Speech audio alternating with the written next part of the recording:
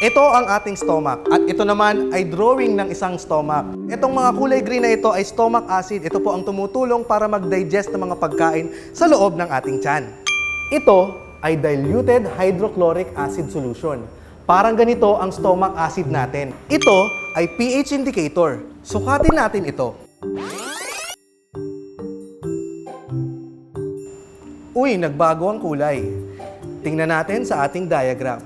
Ang kulay ay malapit sa 1 at 2. Ibig sabihin, hyperacidic. Alam nyo ba, ang acidity ng ating stomach ay dulot ng secretion ng hydrochloric acid. Para malaman natin kung gaano katapang ang hydrochloric acid at gaano to kabagsik, mag-experiment tayo.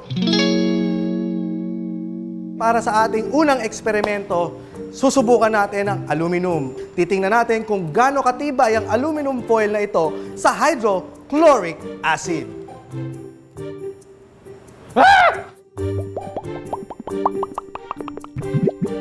Kumukulo na mga kaibigan, kumukulo!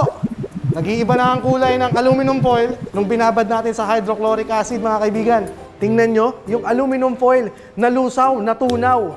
Ganyan katapang ang hydrochloric acid na meron sa ating tiyan. Ngayon naman, ibalik natin ang simulated stomach acid. Kanina, nasukat natin na ang pH level nito ay between 1 to 2. Ngayon, subukan natin kung kaya ng Kremil S Advance na ibalik ang pH level nito between 4 to 5, which is the normal stomach acidity. Ang Kremil S Advance na ito ay chewable, pero imbis na nguyain ko, dudurugin ko na lang.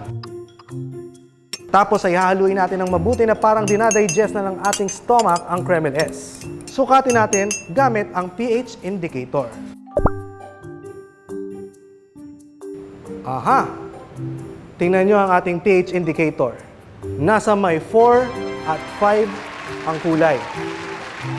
Sa simulated stomach acid, nakita natin kung paano nag-normalize ang acidity nito. Kaya kapag inatake ng hyperacidity sa sikmura, huwag pabayaan, may solusyon para mag-normalize ang stomach acidity. Please follow, like, or subscribe to our page. At kung may gusto pa po kayong pag-eksperimentohan natin dito sa video natin, mag-comment lang.